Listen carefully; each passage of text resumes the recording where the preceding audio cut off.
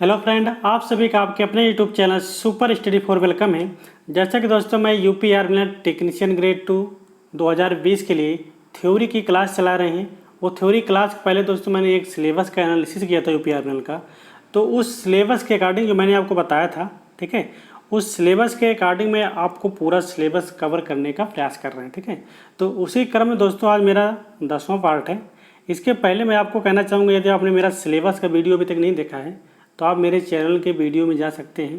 ठीक है, या प्ले लिस्ट में जाके आप देखिए, वहाँ पर मैंने आपको पूरा सिलेबस का डिस्कशन किया है। ठीक है, तो सिलेबस में यूपी आर्मी के सिलेबस में क्या क्या दिया हुआ है उसमें, और कहाँ से कितने क्वेश्चन पूछते हैं, उस सभी चीज़ों को मैंने एनालिसिस किया है। ठीक है, तो उसी के अकॉर्डिंग मैं लेकर चल रहा हूँ। तो अभी मेरा जो चल रहा है क्या है, इंस्ट्रूमेंट एंड मेजरमेंट का टॉपिक चल रहा है। तो इसमें ऑलरेडी मेरी 2 क्लास हो चुकी हैं, आज मेरी तीसरी क्लास है। तो आज हम जो इसमें डिस्कशन करेंगे, मैं आपको पहले बता देता हूँ टॉपिक क्या है आज का। आज का टॉपिक क्या है कि एसी ब्रिज। ठीक है, हम एसी ब्रिज को पढ़ेंगे क्योंकि एसी ब्रिज के 2 से 3 क्वेश्चन आपको ज़रूर मिलेंगे। ठीक है, इसके अलावा मैंने आपको बताया था इसके पहले वाले टॉपिक में, जो पहली वीडियो आई थी, मेजरमेंट ऑफ रेजिस्टेंस। तो मैंने रेजिस्टेंस के मेजरमेंट करने की विधियाँ देखी थी, कौन कौन सी विधियाँ होती हैं, सबके बारे में पूरा एनालिसिस किया था। तो आज का टॉपिक मेरा क्या रहेगा, एसी ब्रिज रहेगा। हम एसी ब्रिज को पढ़ेंगे, उस पर न्यूमेरिकल देखेंगे। ठीक है, इसके बाद हम पढ़ेंगे मेजरमेंट ऑफ इंडक्टेंस। ठीक है, इंडक्टेंस को मेजर करने की विधियाँ, मेजरमेंट ऑफ कैपेसिटेंस, कैपेसिटेंस को मेजर करने की विधियाँ। इसके अलावा दोस्तों बात करेंगे मेजरमेंट ऑफ फ्रीक्वेंसी, फ्रीक्वेंसी को मेजर करने की कौन सी ब्रिज है या कौन सी मेथड है। ठीक है, इसके बारे में हम पूरा पढ़ेंगे, आज फुल एनालिसिस करेंगे अच्छे से। इसके अलावा दोस्तों लास्ट में हमने रखे हैं कुछ ऑब्जेक्टिव टाइप के क्वेश्चन। ठीक है, जो कि आपको देखने के बाद पता चलेगा कि कैसे क्वेश्चन आते हैं। ठीक है, पहले तो मैं आपको थ्योरी क्लास पढ़ाएंगे, उसके बाद ऑब्जेक्टिव क्वेश्चन आपको दिखाएंगे कि इसी तरह के क्वेश्चन को एग्जामिनर पूछता है। ठीक है, तो इसके पहले दोस्तों हमने ऑलरेडी जो मैं आपको टॉपिक पढ़ा रहा हूँ, इसकी मैं पहले से, ठीक है, 1 से लेके लगभग 53 क्लास हो गई है मेरी ऑब्जेक्टिव क्लास की। ठीक है, जो यूपी आर्मी स्पेशल है। ठीक है, तो यूपी आर्मी स्पेशल के लिए ऑब्जेक्टिव क्लास है मेरी 1 से लेकर 53 तक क्लास है।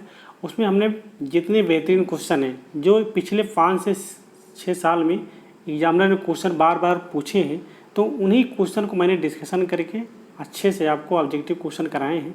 तो उस वीडियो का भी प्ले लिस्ट आपको यहीं पे मिल जाएगा, ऑब्जेक्टिव टाइप क्वेश्चन के वीडियो की प्ले लिस्ट आपको मिल जाएगी। ठीक है, डिस्क्रिप्शन में दिया हुआ है। बाकी आप मेरे प्ले लिस्ट में जाके भी आप चेक कर सकते हो, वहाँ से सभी वीडियो देख सकते हो, क्योंकि वहाँ पे लगभग आपको 1500 से लेकर 1700 क्वेश्चन के आसपास में है। ठीक है, तो 1500-1600 क्वेश्चन है, जो कि बहुत इंपॉर्टेंट है। आप उतने वीडियो अगर आप देख ले रहे हो, हर एक क्वेश्चन को आप कवर कर ले रहे हो, तो वहीं से काफ़ी हद तक लगभग आपको, अगर 150 है टेक्निकल का, तो उसमें से आपको लगभग 100+ क्वेश्चन आपको वहीं से मिल जाने वाले हैं। ठीक है, तो मैंने ऐसे कवर किया है। बाकी जो मैं आपको थ्योरी क्लास करा रहा हूँ, उसमें जो कुछ छूटा हुआ है इधर आपका कवर हो जाएगा। ठीक है दोस्तों, ज़्यादा टाइम न लेते हुए डायरेक्ट हम चलेंगे, ठीक है, थ्योरी की क्लास पे। इसके पहले यदि आप हमारे यूट्यूब चैनल पर पहली बार विजिट कर रहे हैं तो मेरे यूट्यूब चैनल को सब्सक्राइब करें, वीडियो को लाइक करें, ज़्यादा से ज़्यादा वीडियो को शेयर करें। ठीक है, तो आइए दोस्तों क्लास की शुरुआत करते हैं। दोस्तों हम पढ़ते हैं क्या में, एसी ब्रिज। ठीक है, एसी ब्रिज बहुत ही इंपॉर्टेंट है दोस्तों। ठीक है, इस पर आपको न्यूमेरिकल लगाने के लिए आता है। ठीक है, बहुत सिंपल सा न्यूमेरिकल होता है, बस आपको तरीके मालूम हो तो आप 1 से 2 सेकंड में या 5 से 6 सेकंड में आप बड़े आराम से कर लोगे। बस कैलकुलेशन है, बहुत सिंपल सा क्वेश्चन आते हैं। ठीक है, तो पहले आप देखिए एसी ब्रिज बनता कैसे है, आप एसी ब्रिज को देखिए। ठीक है, एसी ब्रिज है जैसे दोस्तों व्हाइट स्टोन ब्रिज होता है, मैंने आपको उसके पहले बताया था, अच्छे से पढ़ाया था, पूरा डिस्कशन किया था, उसकी हमने डेरिवेशन किया था। तो उसी के बेस पे हमारा व्हाइट स्टोन ब्रिज भी है। ठीक है, क्या कहते हैं, एसी ब्रिज भी है व्हाइट स्टोन ब्रिज के अकॉर्डिंग। तो हमारी क्या है, ब्रिज की भुजाएं हैं। ठीक है, इसे बोलते हैं आर्म। ये हमारा Z1 है, एंगल θ1 है, और हमारा Z2 है, एंगल θ2 है। ये हमारा Z3 है, एंगल θ3 है। ये हमारा Z4 है, वो एंगल θ4 है। ठीक है, तो इसमें क्या करना है, हमको किसी 3 में से 4 भुजाएं दी गई हैं, तो इसमें क्या होगा, किसी 3 भुजा को दिया रहेगा और एक भुजा को ज्ञात करने के लिए आपसे बोलेगा एग्जामिनर। तो ऐसे क्वेश्चन पूछता है। तो पहले इसका हम डेरिवेशन करेंगे। ठीक है, तो डेरिवेशन क्या करना है दोस्तों, ऑलरेडी हमने बताया था आपको निकालने का तरीका, व्हाइट स्टोन ब्रिज में कैसे निकाला जाता है। बस हम क्या करेंगे, इसकी हम बैलेंस कंडीशन देखेंगे। जब मेरा ब्रिज बैलेंस कंडीशन में होता है तो क्या होता है, उसकी जो आनुपातिक भुजाएं होती हैं आमने सामने की, ठीक है, ये आपस में बराबर होती हैं। जब ब्रिज बैलेंस कंडीशन में होगा तो आमने सामने की भुजाओं का जो गुणनफल होगा वो सामने वाले भुजाओं के गुणनफल के बराबर होगा। तो यही है, ठीक है। तो हम बात करते हैं ब्रिज बैलेंस कंडीशन में है तब। जब ब्रिज बैलेंस कंडीशन में होता है तो क्या होता है, Z1 Z4 equal to Z2 Z3। इस इक्वेशन को आपको याद रखना है, बहुत ही इंपॉर्टेंट है, ठीक है। आप इसे वेरी वेरी इंपॉर्टेंट कैटेगरी में रख लीजिए, ठीक है, क्योंकि एसी ब्रिज बहुत ही इंपॉर्टेंट है। आप प्रीवियस ईयर का पेपर देखिएगा, उसमें आपको 2 से 3 क्वेश्चन मिलेंगे एसी ब्रिज से, ठीक है। यदि आप अभी तक आपके पास प्रीवियस ईयर का पेपर नहीं है तो आप जो है हमारे चैनल की प्लेलिस्ट जाके आप देख लीजिए, वहाँ पे मैंने पूरा पेपर आपको सॉल्व कराया है, ठीक है। वहाँ से आप देख सकते हैं यूपीआरएमएल का प्रीवियस ईयर का पेपर, ठीक है। तो उसमें हमने हर एक क्वेश्चन को अच्छे से बताया है आपको, तो आप वहाँ से देख सकते हैं। उसके बाद फिर आप पेपर की एनालिसिस भी कर सकते हैं, क्वेश्चन कहाँ से कैसे आते हैं। तो पहली बात तो आपको ये ब्रिज बैलेंस कंडीशन में होगा तो क्या होगा, Z1 Z4 Z2 Z3, ये इक्वेशन को आपको याद रखना कि बहुत ज़्यादा प्रयोग होने वाली है, ठीक है। इसके बाद क्या है कि हमारा एंगल होता है तो θ1 + θ4 इक्वल टू θ2 + θ3। इसको लोग क्या करते हैं दोस्तों, इसको लोग ऐड करने के बजाय इसको भी मल्टीप्लिकेशन कर देते हैं, तो इसीलिए क्वेश्चन वहाँ पे गलत हो जाता है, ठीक है। अगर आपसे फेज डिफरेंस पूछ रहा है तो फेज डिफरेंस अगर पूछेगा ब्रिज का तो आपको क्या याद रखना है कि θ1 + θ4 इक्वल टू θ2 + θ3, ठीक है। तो ऐसे क्वेश्चन पे आपको सॉल्व करना रहेगा, इसी फार्मूले पे न्यूमेरिकल को सॉल्व करना रहेगा, ठीक है। तो बहुत सिंपल क्वेश्चन आता है। आइए हम देखते हैं ब्रिज बैलेंस का कैसे क्वेश्चन आता है एसी ब्रिज का, ठीक है। तो आइए क्वेश्चन को हम सॉल्व करते हैं तो चीज़ें आपको ज़्यादा समझ में आएंगी। इसके अलावा दोस्तों पहले आप देख लीजिए इसमें एक डिटेक्टर लगा हुआ है, ठीक है। तो एसी ब्रिज में डिटेक्टर जो है कई प्रकार के होते हैं, ठीक है। उन डिटेक्टर का यूज हर फ्रीक्वेंसी के लिए अलग अलग होता है। तो पहले हम इस डिटेक्टर के बारे में देख लेते हैं, डिटेक्टर कितने प्रकार के होते हैं और कौन सा डिटेक्टर कितनी फ्रीक्वेंसी रेंज में कार्य करता है, ठीक है। तो एग्जामिनर पूछ लेता है कि निम्न में से कौन सा एसी ब्रिज का डिटेक्टर नहीं है, ठीक है। तो ब्रिज जो डिटेक्टर दिए रहेंगे उनमें से आपको पहचानना है कि इनमें से कौन सा ऐसा डिटेक्टर है जो एसी ब्रिज में यूज किया जाता है और कौन सा नहीं जो नहीं यूज किया जाता। तो आइए हम पहले देख लेते हैं इसके डिटेक्टर के बारे में, ठीक है। तो डिटेक्टर में क्या है दोस्तों कि एसी ब्रिज में निम्न प्रकार के डिटेक्टर का प्रयोग किया जाता है। कौन कौन से हैं, पहला हमारा हेडफोन है, हेडफोन को ही बोलते हैं माइक्रोफोन डिटेक्टर या हेडफोन डिटेक्टर, ठीक है। इसके अलावा दूसरा मेरा क्या है, वाइब्रेशन गैल्वेनोमीटर, ठीक है। इसके अलावा तीसरा हमारा क्या है, ट्विन्ड एम्पलीफायर। तो हमारा दोस्तों जो पहले तो आपसे पूछेगा कि निम्न में से कौन सा एसी ब्रिज का डिटेक्टर नहीं है, तो आपको ये तीनों देखना है। ये तीनों अगर रहेगा तो चौथा ऑप्शन रहेगा वो ऑप्शन नहीं रहेगा, ठीक है। तो इन पहले आपको याद रखना है कि कौन कौन से एसी ब्रिज के डिटेक्टर होते हैं, ठीक है। तो पहली बात आपको इन 3 पॉइंट को याद रखना है, ठीक है। इसके बाद क्या करना है कि इन जो हमारे हेडफोन्स है एक कितनी फ्रीक्वेंसी रेंज में कार्य करता है, ठीक है। तो इसको याद रखना है कि 250 हर्ट्ज से लेके 4 किलो हर्ट्ज के बीच में हमारा हेडफोन या माइक्रोफोन डिटेक्टर कार्य करता है, ठीक है। 250 हर्ट्ज से लेके 4 किलो हर्ट्ज फ्रीक्वेंसी के बीच में हेडफोन डिटेक्टर कार्य करता है, ठीक है। इसके बाद बात करते हैं हम वाइब्रेशन गैल्वेनोमीटर, ठीक है। तो ये हमारा क्या होता है, 5 हर्ट्ज से 1 किलो हर्ट्ज के बीच में। दोस्तों इसी के रेंज में जो फ्रीक्वेंसी दी रहेगी उसी फ्रीक्वेंसी को लेकर चलेंगे, ठीक है। आपको दे सकता है ऐसे, ठीक है, कि 10 हर्ट्ज से लेके 1 किलो हर्ट्ज के बीच में कौन सा डिटेक्टर कार्य करता है, ठीक है। क्वेश्चन कैसे देगा, क्वेश्चन एग्जामिनर ऐसे दे देगा आपको कि 10 हर्ट्ज से लेकर, ठीक है, 10 हर्ट्ज से लेकर 1 किलो हर्ट्ज के बीच में कौन सा डिटेक्टर कार्य करता है एसी ब्रिज में, ठीक है। तो अगर आपको ये रेंज मालूम होगी 5 हर्ट्ज से लेकर 1 किलो हर्ट्ज के बीच में हमारा वाइब्रेशन गैल्वेनोमीटर कार्य करता है, तो आप ऑप्शन वहाँ पे तुरंत क्लिक कर दोगे, चाहे वाइब्रेशन गैल्वेनोमीटर, ठीक है। तो इसलिए ये रेंज आपको याद रहनी चाहिए, ठीक है। अगर ये रेंज आपको याद रहेगी तो आपका 1 नंबर बहुत आसानी से मिल जाएगा, ठीक है।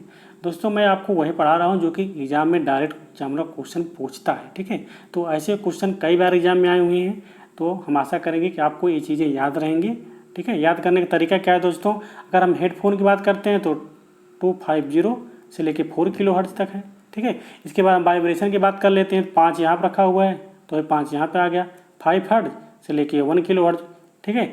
इसके बाद बात कर लेते हैं ट्यून की, तो इसे 5 को डबल कर देते हैं तो 10 हर्ट्ज से लेके 100 किलो हर्ट्ज के बीच में हमारा ट्यून एम्पलीफायर कार्य करता है, ठीक है। तो याद करने का तरीका अपना याद कर सकते हैं, तो बहुत बड़ी बात नहीं है, ठीक है। तो उस तरह तक काफ़ी चीज़ें याद नहीं होती हैं, तो याद करने की यही एक तरीका है, ठीक है। क्योंकि बहुत चीज़ें याद करनी होती है तो भूल जाता है एग्जाम टाइम में, तो याद करने के लिए कोई एक ट्रिक अपना लीजिए, ठीक है। बाकी जो मैंने बताया आप याद रखिए। ट्विन पहले ऊपर से आप लिख लीजिए, हेडफोन है, वाइब्रेशन है, ट्विन एम्पलीफायर है। तो वाइब्रेशन क्या है 250 है, फिर उसके बाद 5 बीच में दिया हुआ, उसके बाद आ जाएगा नीचे 5 हर्ट्ज, तो 5 का डबल कर दीजिए 10 हो जाएगा। मतलब 250 5 10 ये हमारी रेंज है। इधर क्या है 4 है, 4 के बाद फिर 1 है, इधर 100 है। बस तो याद करने के तरीके यही है, याद कर लीजिए, ठीक है।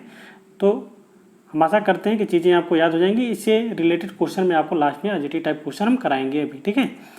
तो चीज़ें आपको याद हो गई होंगी। अब आइए हम देखते हैं एसी ब्रिज के क्वेश्चन। दोस्तों एसी ब्रिज का क्वेश्चन है, क्वेश्चन नंबर 1 हमारा क्या कह रहा है, देखिए दिया हुआ है 40 एंगल 30 इस आर्म का मान, इस भुजाओं का मान दिया हुआ 20 एंगल -30, ठीक है। इसका दिया हुआ है 40 एंगल 60, ठीक है। और जेड एंगल थीटा का मान ज्ञात करना है, ठीक है। तो नीचे देखिए जब क्या कह रहा है, यदि ब्रिज बैलेंस कंडीशन में है, क्या है शर्त क्या है इसकी कि ब्रिज बैलेंस कंडीशन में हो तो जेड एवं फेज डिफरेंस थीटा का मान ज्ञात कीजिए, ठीक है। सिंपल सा क्वेश्चन है। ब्रिज हमारा बैलेंस कंडीशन में है, जब हमारा ब्रिज बैलेंस कंडीशन में होगा तो हम जानते हैं क्या होता है कि सामने की भुजाओं का गुणनफल आपस में बराबर होता है, ठीक है। तो हम इसको क्या कर सकते हैं 40 इंटू जेड कर सकते हैं, इक्वल टू पहले हम इम्पीडेंस ज्ञात करेंगे, ठीक है। तो 40 इंटू जेड करेंगे इक्वल टू इधर करेंगे 20 इंटू 40, ठीक है। 20 इंटू 40 किया हमने, 40 से 40 कट गया तो जेड इक्वल टू हमारा कितना आ गया 20 ओम आ गया, ठीक है। ये तो हमारा क्या आ गया, ये हमारा रेजिस्टेंस आ गया। इसके बाद हम बात करते हैं क्या थीटा की, ठीक है। तो हमने थीटा के लिए क्या बताया था आपको, अगर ब्रिज बैलेंस कंडीशन में होगा तो θ1 प्लस θ4 इक्वल टू θ2 प्लस θ3, ठीक है। एकदम सिंपल सा है। तो θ1 का मान कितना हुआ 30 डिग्री है, हमने 30 इसे लिख लिया, प्लस θ4 का मान कितना है, θ4 को हमको ज्ञात करना है, प्लस थीटा हमने रख दिया यहाँ पर θ4 लिख दिया, ठीक है। इसके बाद क्या कह रहा है θ2 का मान कितना है 60 डिग्री है, और θ4 का मान है मतलब θ3 का मान कितना है -30 है।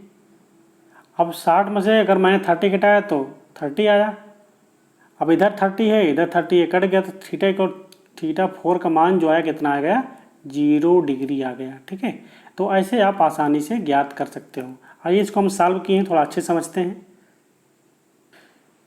देखो दोस्तों हमने सॉल्व किया इसे, ठीक है। जब ब्रिज कंडीशन में होता है तो क्या होता है, जब ब्रिज बैलेंस कंडीशन में होता है तो Z1 Z4 इक्वल टू क्या हो जाता है Z2 Z3, ठीक है। तो Z1 का मान दिया था 40, Z4 का मान Z हमको ज्ञात करना है, और Z2 का मान 20 है और 40 है। तो हमने 40 से 40 को काट दिया, Z इक्वल टू कितना आ गया 20 ओम आ गया, ठीक है। Z इक्वल टू तो 20 ओम आ गया, आसानी से आ गया। अब इसके बाद हम बात करते हैं फेज डिफरेंस की। तो फेज डिफरेंस के लिए भी जानते हैं जब ब्रिज बैलेंस कंडीशन में होता है तो क्या होता है θ1 प्लस θ4 इक्वल टू θ2 प्लस θ3। तो θ1 का मान 30 दिया था और θ4 का मान थीटा हमको दिया हुआ ज्ञात करने के लिए, और θ2 का मान -30 है और θ3 का मान 60 है। तो मैंने इसको माइनस किया 30 आ गया। अब इस 30 को इधर 30 है इधर हमने ले गया, 30 - 30 हो गया जो कि 0 आ गया। तो थीटा का मान कितना आया 0 डिग्री। हम आशा करते हैं कि आपको ये क्वेश्चन समझ में, क्योंकि दोस्तों बहुत इंपॉर्टेंट है, वेरी वेरी इंपॉर्टेंट। मैंने आपको बताया है ये क्वेश्चन आपको समझ में आना ही चाहिए, क्योंकि इससे आने से आपको 3 क्वेश्चन फ्री मिलने वाले हैं, 2 से 3 क्वेश्चन आपको मिल जाएंगे ब्रिज से, ठीक है। तो आराम से 2-3 नंबर आपको मिल जाएगा, कुछ नहीं करना है, बस आपको यही याद रखना है कि ब्रिज बैलेंस कंडीशन में होगा तो क्या होगा Z1 Z4 equal to Z2 Z3। अब कौन सा किसके सामने होता है वो आपको याद रखना है, ठीक है। जो जिसके सामने होगा उसका गुणनफल इक्वल टू बराबर कर देंगे, ठीक है। इस चीज़ को आपको याद रखना है। ये देखते हैं क्वेश्चन नंबर 2। तो क्वेश्चन नंबर 2 हमारा क्या है दोस्तों, ठीक है। देखिए 80 डिग्री -20 है, ठीक है। 60 ओम और 30 डिग्री का एंगल है, और 40 ओम 60 डिग्री का एंगल है। हमको ज्ञात करना है Z angle 30 degree. Question number 2 है, इसमें भी क्या है ब्रिज बैलेंस कंडीशन में है, फेज डिफरेंस और जेड का मान हमको ज्ञात करना है। तो हमने बताया तरीका वही है कि इसकी गुणनफल इंटू इसका गुणनफल बराबर हो जाएगा इसके गुणनफल के इसके गुणनफल के, मतलब आमने सामने की भुजाओं का गुणनफल बराबर होता है ब्रिज बैलेंस कंडीशन के केस में, ठीक है। तो आइए हम देखते हैं इसको सॉल्व करते हैं। तो हमने सॉल्व किया है कि अगर ब्रिज बैलेंस कंडीशन में है तो क्या होगा Z1 Z4 equal to Z2 Z3, ठीक है। तो 80 इंटू Z4 का मान मतलब जेड दिया हुआ है, ठीक है, इसको हमको ज्ञात करना है Z4, और Z2 का मान दिया हुआ है 40 और Z3 का मान दिया हुआ है 60। तो हमने क्या किया, Z इक्वल टू हमने कर दिया इधर 40 इंटू 60, ये हमारा गुणम है, इधर आके मल्टीप्लाई भाग में हो जाएगा डिवाइडेशन में, ठीक है। जब ये डिवाइड हुआ तब क्या किए, हम इसको 0 से 0 काटे, 4 1 के 4, 4 दूनी 8 हमने काटा, फिर 2 1 के 2 किया और 2 3 6 किया, तो 3 में 0 से मल्टीप्लाई किया 30 हो गया, ठीक है। 10 से मल्टीप्लाई किया 30 हो गया, तो क्या हो गया, Z इक्वल टू 30 ओम आ गया, हमारा इम्पीडेंस का मान आ गया, ठीक है। अब इसके बाद हम बात करते हैं उसके फेज एंगल की, ठीक है। तो फेज एंगल के लिए हमने बताया था जब ब्रिज बैलेंस कंडीशन में होता है तो Z1 मतलब θ1 प्लस θ4 इक्वल टू θ2 प्लस θ3 होता है, ठीक है। तो इसका मान दिया हुआ θ1 का मान कितना दिया हुआ -20 डिग्री, हमने -20 डिग्री ऐसे रख दिया। θ4 का मान हमको ज्ञात करना है, हमने ऐसे रख दिया, ठीक है। θ2 का मान दिया हुआ है 60 डिग्री और θ3 का मान दिया हुआ है 30 डिग्री, ठीक है। और 60 में 30 जोड़ा हम तो 90 हो गया, ये माइनस में है, बराबर के इधर आएगा तो प्लस में हो जाएगा, और 90 में अगर हम 20 जोड़ेंगे तो θ4 का मान कितना आ जाएगा 110 डिग्री, ठीक है। हम आशा करते हैं एक क्वेश्चन आपको समझ में आया होगा, ठीक है। अब आइए दोस्तों एक क्वेश्चन मैं आपको देता हूँ, ठीक है। क्वेश्चन नंबर 3 है, वो आपके लिए है, उस क्वेश्चन का आंसर आपको कमेंट सेक्शन में देना होगा, ठीक है। तो जितने कैंडिडेट हो, ठीक है, ऐसा नहीं है कि 2-4 लोग दोगे, ठीक है, जितने कैंडिडेट हो हर कैंडिडेट को उसका आंसर देना है, ठीक है। तो हम तभी समझेंगे कि मेरा पढ़ाना आप सफल हुआ, ठीक है, आप सबको ये चीज़ें समझ में आई। तो क्वेश्चन नंबर 3 देखना है, वो हर कैंडिडेट को इसका आंसर देना है, ठीक है।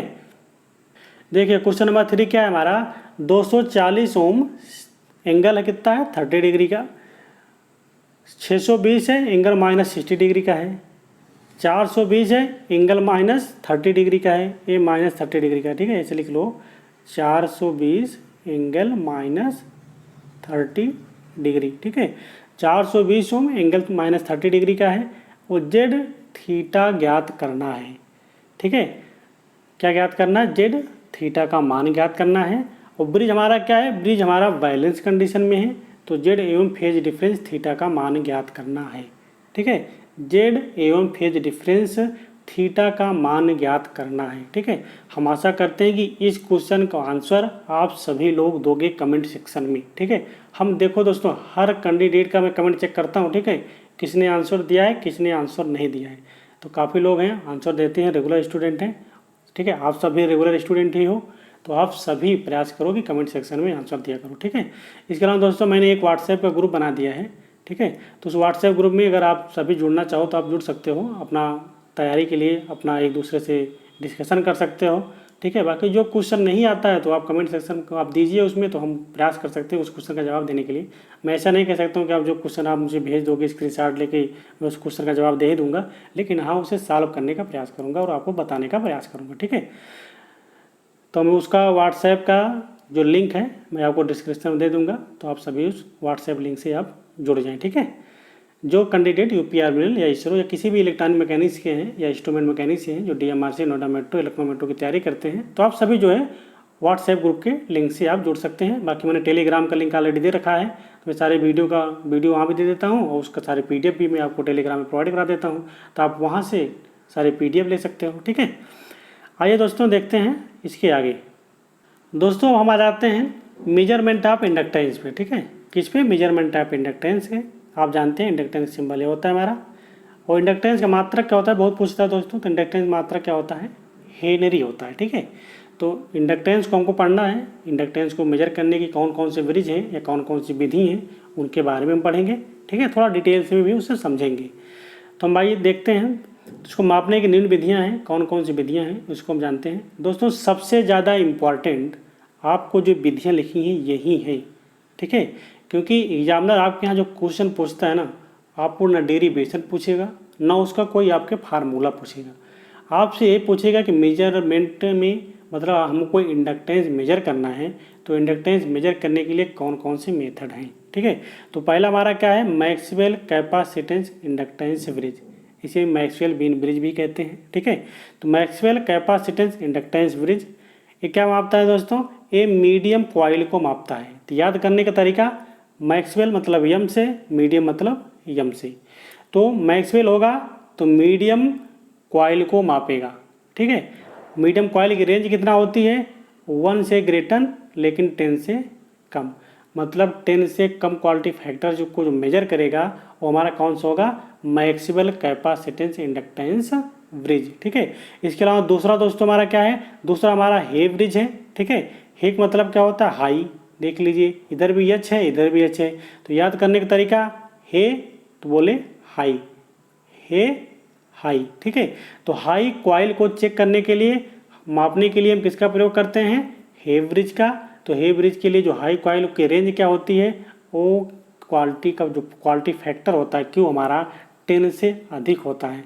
जब 10 से अधिक क्वालिटी फैक्टर को मेजर करना होगा तो हम हे ब्रिज का प्रयोग करेंगे, ठीक है। तो एग्जामिनर क्वेश्चन पूछता है दोस्तों, बहुत इंपॉर्टेंट क्वेश्चन बार बार एग्जामिनर पूछता है कि हाई कॉइल को मेजर करने के लिए किस ब्रिज का प्रयोग करते हैं। तो हाई कॉइल को मेजर करने के लिए हम हे ब्रिज का प्रयोग करते हैं। या लिखा रहेगा कि हे ब्रिज निम्न में से क्या मेजर करता है, मीडियम कॉइल, लो कॉइल, हाई कॉइल या फ्रीक्वेंसी। तो आपको जानते हैं कि हे ब्रिज क्या मापता है, हाई कॉइल मापता है। तो बहुत इंपॉर्टेंट क्वेश्चन है दोस्तों, एग्जामिनर का फेवरेट क्वेश्चन है, ये लगभग हर एग्जाम में मिलता है, ठीक है। तो हम आशा करेंगे कि इस जो टेबल में आपको दिखा रहा हूँ, जो आपको 4 विधि दिखा रहा हूँ, आप इन विधियों को आप याद रखेंगे। इसके पहले मैंने आपको इंडक्टेंस मेजर करने की विधियाँ बताई थी, हमने कहा था कि आप कुछ याद रखें या ना याद रखें, लेकिन इन विधियों को जरूर याद रखिएगा। कौन क्या मापता है, कौन हाई रेजिस्टेंस मापता है, कौन लो रेजिस्टेंस मापता है और कौन मीडियम रेजिस्टेंस को मेजर करता है, ठीक है। ये विधियों को आप जरूर याद रखेंगे क्योंकि ये विधियां ही एग्जामिनर पूछेगा, ठीक है। आइए हम बात करते हैं थर्ड में। तो थर्ड में हमारा क्या है कि एंडरसन ब्रिज है, ठीक है। तो एंडरसन ब्रिज को दोस्तों याद करना है, हमने हाई पढ़ लिया, मीडियम पढ़ लिया, लो के लिए बाकी था। तो लो के लिए हमारा क्या आ गया, तो लो के लिए हमारा क्या हो गया, एंडरसन ब्रिज हो गया, ठीक है। तो मीडियम के लिए मैक्सवेल, हाई के लिए हे ब्रिज और लो हमको मेजर करने के लिए बाकी था। तो लो के लिए क्या हो गया, एंडरसन ब्रिज। जो बाकी रह गया वही हमारा क्या हो गया, एंडरसन ब्रिज हो गया, ठीक है। तो एंडरसन ब्रिज हमारा क्या मापता है, लो कॉइल। तो लो कॉइल को मेजर करने के लिए हम किस ब्रिज का प्रयोग करते हैं, तो लो कॉइल को मेजर करने के लिए हम एंडरसन ब्रिज का प्रयोग करते हैं, ठीक है। इसके अलावा दोस्तों लास्ट में है हमारा ओम्स ब्रिज। तो ओम्स ब्रिज क्या होता है, वो इंक्रीमेंटल इंडक्टेंस को मेजर करता है, ठीक है।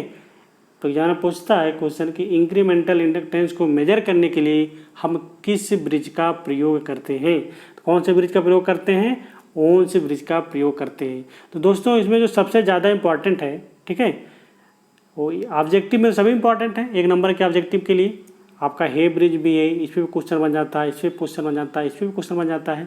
लेकिन जो सबसे ज़्यादा इंपॉर्टेंट ब्रिज है कौन सा है, हमारा मैक्सिमम कैपेसिटेंस इंडक्टेंस ब्रिज, ठीक है।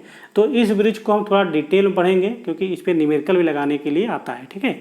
तो इस ब्रिज को हम थोड़ा डिटेल में पढ़ेंगे, इसको पूरा डिस्कशन करेंगे, इसका पूरा डेरिवेशन करेंगे और इसकी वैल्यू को हम निकालेंगे। तो उसके बाद में बाकी और सब ब्रिज की हम क्या देखेंगे, सर्किट डायग्राम देखेंगे और उसके डायरेक्ट जो मान आते हैं, ठीक है, वो मान को हम देख लेंगे। क्योंकि बहुत ऐसे होता है कि बहुत लंबा डेरिवेशन होता है, कोई ज़्यादा बेनिफिट नहीं है उसका, क्योंकि याद करना कोई भी कभी आज तक आया नहीं है किसी क्वेश्चन में, ठीक है। तो जो उसका जो डेरिवेशन है उसके फार्मूले कभी भी आज तक किसी भी एग्जाम में पूछा नहीं है, ठीक है। तो हम उसके बारे में बस सर्किट देखेंगे कि कभी कभी एग्जामिनर दे देता है कि सर्किट बना के दे दिया, पूछ सकता है कि आपके कि ये सर्किट डायग्राम किस ब्रिज का है। तो आप सर्किट डायग्राम को आप पहचानिएगा, उसका आंसर आपको टिक करना रहेगा, ठीक है। तो आइए पहले मैक्सवेल कैपेसिटेंस इंडक्टेंस ब्रिज को हम अच्छे से पढ़ते हैं, ठीक है। इसे बोलते हैं मैक्सवेल एलसी ब्रिज भी कहते हैं, क्योंकि कैपेसिटेंस को सी से पहले करते हैं, इंडक्टेंस को हम एल से, तो मैक्सवेल एलसी ब्रिज भी कहते हैं, ठीक है। आइए हम देखते हैं इसे मैक्सवेल कैपेसिटेंस इंडक्टेंस ब्रिज को। दोस्तों हमारा क्या है, मैक्सवेल कैपेसिटेंस इंडक्टेंस ब्रिज। तो देखिए पहले मैंने ब्रिज को बनाया है, आपको ब्रिज को समझने का प्रयास कीजिए, ठीक है। ये हमारा ब्रिज क्या है, देखिए ये हमारा क्या है, ये मेरा R1 है, ये मेरा L1 है। ये क्या है हमारा, ये टेस्ट रेजिस्टेंस है, ठीक है, मतलब टेस्ट ब्रांच है हमारी, इसमें आपको रेजिस्टेंस मेजर करना है और इंडक्टेंस को मेजर करना है, इसीलिए टेस्ट ब्रांच हो गई हमारी।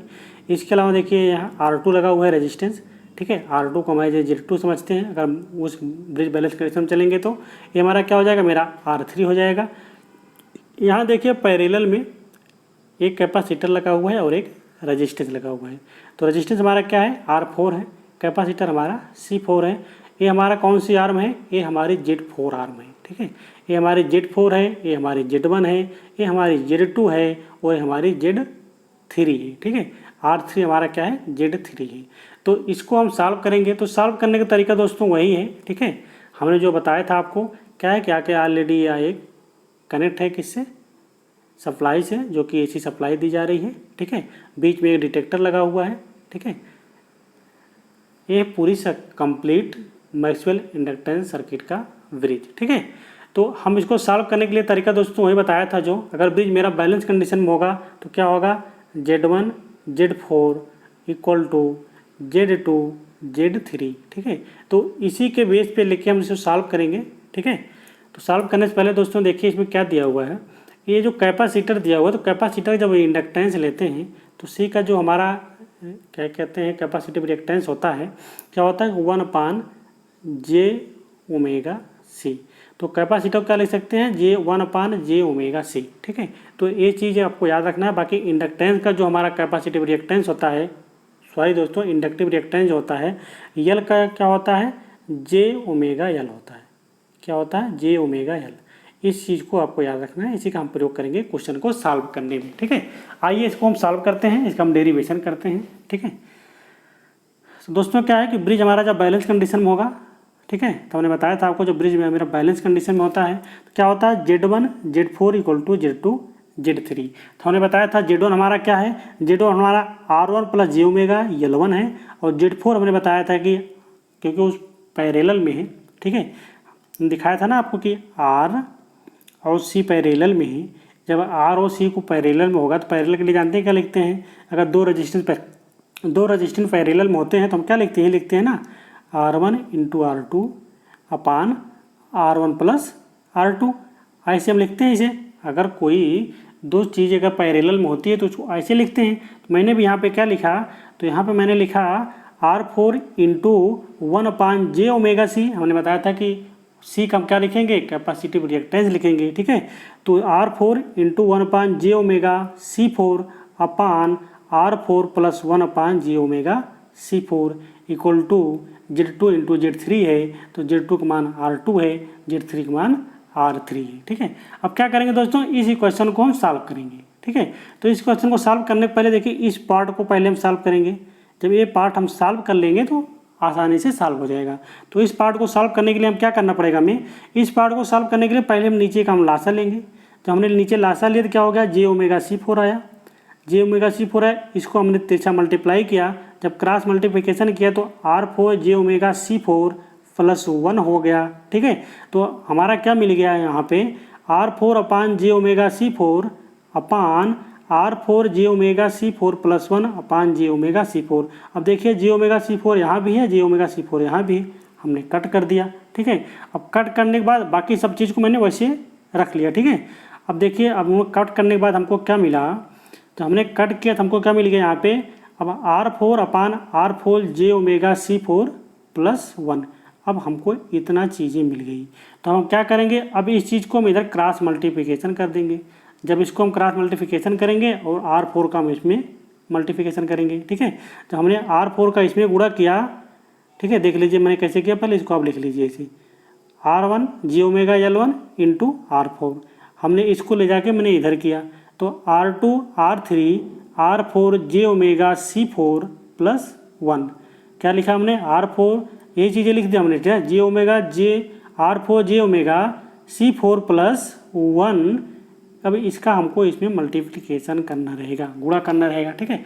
अब इसको गुणा कर देते हैं। जब इसको मैंने इसमें गुणा किया क्या हो गया, R1 R4 plus J⍵L1 R4, J⍵L1 R4 आया, ठीक है। अब इसको हम इसमें मल्टीप्लिकेशन करते हैं तो R2 R3 R4 C4 J⍵, ठीक है, इतना हो गया। प्लस हमको क्या मिल गया, R2 R3, ठीक है। अब ये चीज़ें हमको मिल गई, ठीक है। अब ये चीज़ मिलने के बाद दोस्तों हम क्या करेंगे कि हमको ज्ञात करने के लिए जो हमारा रिएक्टिव पार्ट है, ठीक है, और जो हमारा इमेजिनरी पार्ट है, मतलब जो हमारा रियल पार्ट है और जो हमारा काल्पनिक पार्ट है, उन दोनों की क्या करेंगे, हम कंपेयर करके लिखेंगे, तुलना करके लिखेंगे, ठीक है। तो हमारा क्या है, हमारा रियल पार्ट है, बाकी हमारा ये वाला रियल पार्ट है, क्योंकि जिसमें J⍵ लगा हुआ है हमारा क्या है, वो इमेजिनरी पार्ट है, ठीक है।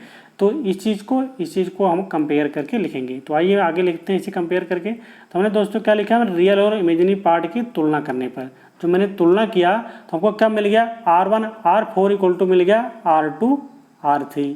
तो हमको टेस्ट रजिस्टेंस हमने दिखाया था, टेस्ट ब्रांच में हमको क्या ज्ञात करना था, हमको R1 ज्ञात करनी थी। तो हमने R1 इक्वल टू क्या लिख दिया, R2 R3 R4। ये बहुत इंपॉर्टेंट फार्मूला है दोस्तों, ठीक है, क्योंकि अगर किसी ब्रिज से अगर क्वेश्चन पूछता है एग्जामिनर न्यूमेरिकल तो मैक्सवेल ब्रिज से पूछता है। बाकी आपको ना एंडरसन ब्रिज से पूछेगा, ना आपका बीन ब्रिज से पूछेगा, ना आपको वहीं ब्रिज से, किसी भी ब्रिज से आपको क्वेश्चन नहीं पूछेगा, ठीक है। अगर एक आध न्यूमेरिकल लगाने के लिए देता भी है एग्जामिनर तो आपको देगा किससे, मैक्सवेल ब्रिज से। तो आपको क्या याद करना है, आपको जो मैंने डेरिवेशन किया वो सब चीज़ें आपको कुछ भी नहीं याद रखनी, बस आपको सिर्फ यही चीज़ आपको याद रखनी है, ठीक है। R1 equal to R2 R3 upon R4, यही चीज़ आपको याद रखेगी। मान आपको वहाँ दिया रहेगा, फट से आपको उस मान को इस फार्मूले में रख देना है और आसानी से आपका आंसर निकल आएगा। तो आपका R1 मिल जाएगा। अब L1 के लिए क्या करते हैं, फिर उसके लिए भी हमने जो हमारा काल्पनिक पार्ट है जब उसको मैंने कंपेयर किया तो काल्पनिक पार्ट का क्या मिल गया हमें, J omega L1 R4 equal to R2 R3 R4 C4 J omega. तो हम J ओमेगा से पहले J ओमेगा काट दिए, इधर R4 है इधर R4 है, R4 से मैंने R4 काट दिया। तो हमारा L1 इक्वल टू क्या बचा, L1 इक्वल टू बचा R2 R3 C4, क्या बचा R2 R3 C4। ये दो फार्मूले दोस्तों आपको याद रखने हैं मैक्सवेल कैपेसिटेंस इंडक्टेंस ब्रिज में, ठीक है। बाकी मैंने जो पूरा डेरिवेशन किया आपको मैंने बताया क्या करना है दोस्तों। क्या है कि इसमें बस गुणा भाग है, आप अगर मल्टीप्लिकेशन अच्छे से कर ले रहे हो, ठीक है, तो कुछ है नहीं, कोई भी ब्रिज होगा, जितने भी ब्रिज होंगे सब में यही करना है, ठीक है। ऐसे नहीं मैंने आपको मैक्सवेल के बताया तो मैक्सवेल में ऐसे होगा, नहीं, ये आपको आमने सामने भुजाओं का गुणनफल बराबर करना है, वो हर ब्रिज में है। जब ब्रिज बैलेंस कंडीशन में होगा तो आप चाहो तो हर ब्रिज का आप डेरिवेशन करके निकाल सकते हो, लेकिन उसका कोई मतलब नहीं, ठीक है, क्योंकि वो चीज़ें पूछता नहीं कभी एग्जामिनर। तो हमको क्या करना है दोस्तों, हमको जॉब लेनी है, ठीक है। अब आपको जॉब कैसे मिली है वहाँ पर कोई ये नहीं पूछेगा कि आपको मैक्सवेल कैपेसिटेंस इंडक्टेंस ब्रिज का डेरिवेशन करना आता है कि नहीं, आपसे एग्जामिनर ये नहीं पूछेगा। या आपकी नौकरी लग गई DMRC में या UPR में तो आपसे कोई नहीं पूछेगा कि आप क्या करके आए हो, बस वहाँ देखा जाएगा कि आप कितने क्वेश्चन सही करके आए हो, आप मेरिट लिस्ट में हो या नहीं हो। अगर आप मेरिट लिस्ट में हो तो आपने आंधी मार के आया हो, आपका नाम मेरिट लिस्ट में आ गया तो आज के बाद फिर कभी आपसे कोई कुछ पूछने वाला नहीं, न कभी आपका कोई एग्जाम होने वाला है, ठीक है। तो आपका टारगेट क्या है, आपका टारगेट है क्वेश्चन को रटना और एग्ज़ाम को पास करना, ठीक है। आप इतना टारगेट लेकर चलो कि मेरा काम बन जाए, मैं एग्ज़ाम को पास कर ले जाऊँ बस। बाकी फालतू की चीज़ों में पढ़ोगे दोस्तों ना तो फिर कुछ समझ में आएगा नहीं। आप अगर ज़्यादा समझने का प्रयास किए, ठीक है, आप समझते रहो, हो सकता है आपने जो समझ गया एग्जामिनर ने वहाँ पर दिया ही नहीं, आप रट के गए थे वो चीज़ें आपको वहाँ पर मिल गई, ठीक है। तो इसलिए आप ज़्यादातर कुछ चीज़ें जो हैं उनको रट लीजिए, वो आपके लिए बहुत ज़रूरी है, ठीक है। मैं नहीं कहता कि आप हर चीज़ रटने का प्रयास कीजिए, रटिए भी और समझिए भी, ठीक है। दोनों चीज़ों को कॉम्बिनेशन लेके आपको चलना है, रटना भी है और समझना भी है।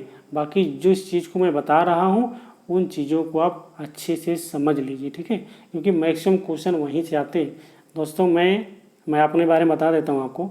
मैंने 2012 में डिप्लोमा पास किया, ठीक है, मैं 2012 में डिप्लोमा हूँ, ठीक है। तब से मैंने काफ़ी एग्ज़ाम दिए हैं आज तक, ठीक है। आज भी मैं एग्ज़ाम देता रहता हूँ, बाकी मैं जॉब भी करता हूँ, ठीक है, मैं जॉब भी करता हूँ, बाकी मैं एग्ज़ाम आज भी देता रहता हूँ। तो मुझे क्या है कि पढ़ने में और पढ़ाने में मज़ा आता है, ठीक है। मैं पढ़ता भी वैसे नहीं, हर चीज़ में डेली कुछ न कुछ नया सीखने का प्रयास करता हूँ। आज भी जॉब करने के बाद भी मैं कुछ न कुछ नया सीखने का प्रयास करता हूँ, ठीक है। और जो कुछ सीखता हूँ उसे मैं आपको बताने का भी प्रयास करता हूँ, ठीक है। ऐसा नहीं है कि मैं हर चीज़ मुझको मालूम ही हो गई है। तो कभी कभी होता है कई नई बुक पढ़ी तो कुछ नई बुक में कुछ नए पॉइंट मिल जाते हैं। तो बुकें पढ़ने की आदत डालिए। अगर आप बुकें आप पढ़ेंगे ना तो उसमें कभी कभी ऐसी चीज़ें हो जाती है कि आप नहीं भी जानते होंगे और आपको वहाँ से उस पॉइंट आपको मिल जाता है, तो पॉइंट आपके लिए इम्पॉर्टेंट हो जाता है। तो मैं बुकें भी पढ़ता हूँ, पढ़ने की आदत मेरी बहुत है, ठीक है। तो पढ़ना मेरा फेवरेट है, तो पढ़ता भी हूँ मैं।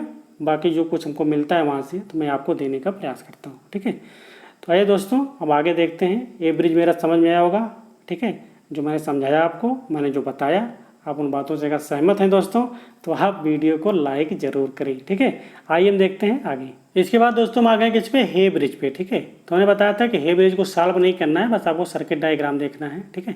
तो आप देख लीजिए हे ब्रिज का सर्किट डायग्राम क्या है। R1 L1 यहाँ पे लगा हुआ है, जैसे उसमें लगा था सेम है।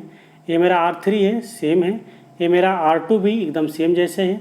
बस यहाँ पे क्या था कि यहाँ पे हमारा कैपेसिटर रेजिस्टेंस सीरीज में जो लगा हुआ है, लेकिन वहाँ पे मैक्सवेल ने क्या लगा था कि समांतर में लगा था। बस डिफरेंस यही है, ठीक है। अगर हे ब्रिज की हम बात करते हैं, हे ब्रिज और मैक्सवेल ब्रिज के बीच में डिफरेंस क्या है, तो डिफरेंस क्या है, डिफरेंस यहीं पे है कि ये हमारा क्या है, ये हमारा सीरीज में लगा हुआ है और मैक्सवेल कैपेसिटेंस इंडक्टेंस ब्रिज में क्या लगा था कि वो दोनों हमारे पैरेलल में लगे थे। बस अंतर यही है, बाकी पूरा ब्रिज एक जैसा है। इसका सलूशन भी एक जैसा होगा। अगर आप सलूशन करना चाहेंगे तो आप कर सकते हो, ठीक है। क्या करना पड़ेगा आपको, इसका मल्टीप्लिकेशन और इसका मल्टीप्लिकेशन बराबर करके आपको सॉल्व करना है। जब ब्रिज बैलेंस कंडीशन में होगा तो क्या होता है आप देख लीजिए, हमने लिख रखा है ऑलरेडी। जब ब्रिज बैलेंस कंडीशन में होता है तो Z1 Z4 और Z2 Z3, तो इसी पे रख के आप इक्वेशन को सॉल्व कर सकते हो यदि आपको सॉल्व करना चाहो तो। बाकी कोई मतलब नहीं है। बाकी सॉल्व करने पर क्या आएगा मैं आपको दिखा देता हूँ, ठीक है। तो सॉल्व करने पर क्या आता है, R1 का मान मेरा क्या आएगा, देख लीजिए इतना लंबा चौड़ा मान आएगा, ठीक है। तो इतना लंबा चौड़ा मान दोस्तों किसी को इतना याद भी नहीं रहता, इसलिए एग्जामिनर कभी पूछता भी नहीं। तो R1 का मान क्या आएगा, ओमेगा स्क्वायर R4 का स्क्वायर C4 का स्क्वायर R2 R3 अपान 1 प्लस ओमेगा स्क्वायर R4 का स्क्वायर और C4 का स्क्वायर, ठीक है। ये तुम्हारा क्या आ जाएगा, ये मेरा R1 का मान आ जाएगा। इसके बाद हम बात करते हैं L1 का मान क्या आएगा, तो L1 का मान मेरा आ जाएगा दोस्तों R2 R3 C4 अपान 1 प्लस ओमेगा स्क्वायर R4 का स्क्वायर C4 का स्क्वायर, ठीक है। ये सब चीज़ें आएंगी। इसके बाद दोस्तों क्या ज्ञात करने के लिए प्रयोग करते हैं, क्वालिटी फैक्टर ज्ञात करने के लिए हम प्रयोग करते हैं। तो क्वालिटी फैक्टर ज्ञात करने के लिए फार्मूला क्या होता है, ये होता है ओमेगा L1 अपान R1, ठीक है। तो जब L1 का मान और R1 का मान रखेंगे तो हमको मान मिल जाएगा क्वालिटी फैक्टर का। तो क्वालिटी फैक्टर का मान क्या आ जाएगा, क्वालिटी फैक्टर का मान आ जाएगा 1 upon omega C4 R4, 1 upon omega C4 R4। तो दोस्तों ये सब चीज़ें मैंने आपको दिखा दिया। यदि आप कोई कैंडिडेट आप में से सॉल्व करना चाहे तो आप सॉल्व कर लीजिएगा, यही सॉल्व करने के बाद यही मान आएगा। बाकी इसका कोई ज़्यादा प्रयोग नहीं है। बस आपको क्या याद रखना है कि हे ब्रिज हाई कॉइल को मेजर करने के लिए प्रयोग किया जाता है। बस यही एक पॉइंट आपको हे ब्रिज में याद रखना है। एग्जामिनर यहीं से क्वेश्चन पूछता है। अभी जब हम आपको ऑब्जेक्टिव टाइप के क्वेश्चन कराएंगे तो आपको लगेगा कि हाँ सर ऐसे ही क्वेश्चन आते हैं, ठीक है। बाकी आप प्रीवियस ईयर का पेपर भी देख लीजिएगा, वहाँ भी आपको ऐसे क्वेश्चन मिलेंगे। आज का वीडियो आप देखोगे, आज का वीडियो देखने के बाद, ठीक है, आप जाइएगा अपना प्रीवियस ईयर का पेपर चेक कीजिएगा, ठीक है। जो मैंने प्रीवियस ईयर का पेपर आपको ऑलरेडी अपलोड करके दिया है, बाकी मैंने उसका PDF भी आपको टेलीग्राम लिंक में दिया है, ठीक है। आप वहाँ से जाके डाउनलोड कर सकते हैं। इसके अलावा आप वीडियो को पहले देखिएगा, मैंने वहाँ पे समझाया भी आपको अच्छे से, बताया भी है कौन सा क्वेश्चन कहाँ से आया है, ठीक है। ये किस क्वेश्चन का है, किस ब्रिज के क्वेश्चन है, ये भी मैंने आपको बताया है। बाकी अच्छे से आप पेपर को सॉल्व भी कराया है। वो 48 मिनट की वीडियो है, ठीक है। तो आप 1 घंटा देख के आप पूरा उस वीडियो को अच्छे से समझ लें, एक एक क्वेश्चन को मैंने अच्छे से समझाया है, ठीक है। उसके बाद आप पेपर का PDF आपके पास पड़ा हुआ है, आप टेलीग्राम के लिंक से ले सकते हैं, या जो है आप पूरा पेपर को देख सकते हैं, ठीक है। मैंने व्हाट्सएप ग्रुप का भी लिंक दे रखा है आपको, आप व्हाट्सएप ग्रुप से भी लिंक जुड़ सकते हो, और लिंक आपको डिस्क्रिप्शन में मिल जाएगा, ठीक है। आइए हम बात करते हैं आगे। क्या आ गया दोस्तों, अब आ गया लास्ट आ गया हमारा एंडरसन ब्रिज, ठीक है। तो एंडरसन ब्रिज थोड़ा देख लीजिए, सर्किट डायग्राम इसका थोड़ा सा डिफिकल्ट है, ठीक है। इसका सलूशन भी थोड़ा बहुत डिफिकल्ट होता है, ठीक है। तो इसलिए इसको सॉल्व करने की ज़रूरत नहीं है। बाकी आप देख लीजिए, ये क्या है, मेरा R1 है, ये L1 है और R1 है। ये हमारा क्या है, ये हमारी टेस्ट ब्रांच है। इन ब्रांच को का हमको वैल्यू ज्ञात करनी है, ठीक है। बाकी ये हमारा R3 है, हमारा डिटेक्टर लगा हुआ है। डिटेक्टर से लगा ही मेरा R ओम का रेजिस्टेंस है और एक कैपेसिटर कनेक्ट है, ठीक है। इसके अलावा मेरा ये R4 है और मेरा ये R2 है। तो आपको याद रखना है दोस्तों इस ब्रिज को, ठीक है। ब्रिज कैसे बना हुआ है और कौन सा ब्रिज है ये, क्योंकि एग्जामिनर कभी कभी ऐसे एक आध बार हुआ है आज तक, ठीक है, बाकी कभी आया नहीं है कि ब्रिज दे देता है और पूछ लेता है आपसे कौन सा ब्रिज है। तो इसलिए मैं आपको ब्रिज दिखा दे रहा हूँ, आप ब्रिज देख लीजिए, ठीक है। ये कौन सा ब्रिज है आपको देख के पहचान में लगी जाएगा कि ये ब्रिज कौन सा है, हमारा एंडरसन ब्रिज है। बाकी इसमें और कुछ याद नहीं रखना है, ठीक है। बाकी एंडरसन ब्रिज हमें क्या बताया था कि हमने मीडियम के लिए मैक्सवेल कैपेसिटेंस इंडक्टेंस ब्रिज है मीडियम कॉइल के लिए, हाई कॉइल के लिए हमारा हे ब्रिज है, मीडियम हो गया, हाई हो गया, लो बचा है, लो के लिए हमारा क्या हो जाएगा, एंडरसन ब्रिज हो जाएगा। तो लो कॉइल को मापने के लिए कौन सा ब्रिज प्रयोग किया जाता है, एंडरसन ब्रिज। यही एक पॉइंट आपको याद रखना है। आइए हम देखते हैं आगे। बाकी आप देखना चाहें तो इनके मान दिए हुए हैं, देख लीजिए आप मान क्या है। L1 का मान इतना आएगा, इतने लंबे क्वेश्चन किसको याद रहेगी, ठीक है। ये R1 का मान है, तो आप अगर सॉल्व करना चाहेंगे तो सॉल्व कर लीजिएगा, सॉल्व करने के बाद यही आंसर आएगा, आप चेक कर लीजिएगा, ठीक है। आइए हम देखते हैं लास्ट ब्रिज हमारा कौन सा। दोस्तों वहाँ पे आ गए ओंस ब्रिज पे, ये हमारा लास्ट ब्रिज है मेजरमेंट इंडक्टेंस में, ठीक है। अब इसके ब्रिज को भी हम देख लेते हैं। अब देखिए ये ब्रिज हमारा है, ठीक है। ये भी ब्रिज बहुत सिंपल सा ब्रिज है, ठीक है। इसमें देखिए क्या है, ये R1 है और L1 है, जो कि हमारा टेस्ट ब्रांच है, इसका रजिस्टेंस को मापना है, ठीक है। ये हमारा R4 है, ठीक है। ये हमारा क्या है, ये R2 है, ये हमारा C2 है। ये दोस्तों उसको आप चेक कर लीजिएगा, R4 नहीं R3 होगा, ठीक है। ये हमारा R3 होगा, ठीक है। इसके अलावा हमारा ये Z4 जो कि हमारा C4 के बराबर होगा। तो हमने बताया था ना, ये हमारा Z1 होता है, ये हमारा Z2 होता है, ये हमारा Z3 होता है और हमारा ये Z4 होता है। तो मैं देख लेता हूँ ब्रिज को, आप एक बार अच्छे से देख लीजिए, ठीक है। क्योंकि ब्रिज हो सकता है एग्जामिनर दे सकता है, पूछ सकता है आपसे कौन सा ब्रिज है, अगर थोड़ा बहुत एडवांस के लेवल तो ऐसा कर सकता है, ठीक है। तो आप देखिए इसमें क्या है, R2 C2 दोनों सीरीज में लगे हैं। बाकी हमारा कैपेसिटर C4 है, इधर ये हमारा R3 रेजिस्टेंस है, और ये मेरा R1 और मेरा ये L1 लगा हुआ है, ठीक है। ये इतनी चीज़ें हैं, ठीक है। ये हमारा क्या था, ये हमारा था ओंस ब्रिज। बाकी इसकी वैल्यू देख लीजिए क्या आती है, ठीक है। जब ब्रिज मेरा बैलेंस कंडीशन में होगा, जब ब्रिज मेरा बैलेंस कंडीशन में होगा तो हम जानते हैं Z1 Z4 इक्वल टू क्या हो जाता है, Z2 Z3 होता है। तो R1 का मान क्या आ जाएगा, R1 मान आ जाएगा हमारा C4 R3 अपान C2, ठीक है। इसके बाद हमारा L1 का मान क्या आ जाएगा, L1 का मान आ जाएगा R2 R3 और C4। तो आप याद रखना चाहें तो याद रख सकते हैं, अगर एग्जामिनर क्वेश्चन पूछेगा तो आप उसका आंसर दे सकते हो। बाकी आपको याद क्या रखना है कि ओंस ब्रिज जो होता है हमारा इंक्रीमेंटल इंडक्टेंस को मेजर करने के लिए प्रयोग किया जाता है। इंडक्टेंस में जो सर्किट में लगाने के बाद जो उसमें इंडक्टेंस के मान में जो वृद्धि होती है या जो डिक्रीमेंट होता है या इंक्रीमेंट जो होता है इंडक्टेंस के मान में, उसी को मेजर करने के लिए हम ओंस ब्रिज का प्रयोग करते हैं। तो इंक्रीमेंटल मतलब होता है बढ़ा हुआ मान, तो इंडक्टेंस का जो बढ़ा हुआ मान होता है उसको मेजर करने के लिए हम इस ब्रिज का प्रयोग करते हैं, ठीक है। अब आइए दोस्तों हम बात करते हैं हम मेजरमेंट ऑफ कैपेसिटेंस की। इसके पहले दोस्तों बहुत इंपॉर्टेंट पॉइंट है, एक नंबर क्वेश्चन आता है, ये हर बार एग्जाम में आता है, ठीक है। क्या है कि मेजरमेंट ऑफ म्यूचुअल इंडक्टेंस, बहुत ही इंपॉर्टेंट क्वेश्चन है, ऑब्जेक्टिव टाइप का, एक नंबर में पूछता है कि म्यूचुअल इंडक्टेंस को मेजर करने के लिए किस ब्रिज का हम प्रयोग करते हैं। तो म्यूचुअल इंडक्टेंस को मेजर करने के लिए दो ब्रिज हैं, एक तो है हेविसाइड ब्रिज, दूसरा है हेविसाइड कैंपबेल ब्रिज। क्या है, एक है हेविसाइड ब्रिज, एक है हेविसाइड कैंपबेल ब्रिज। ये दो ब्रिज हैं, ठीक है। इनको आप याद रखें, ये बहुत इंपॉर्टेंट है दोस्तों, वेरी वेरी इंपॉर्टेंट क्वेश्चन है, ठीक है।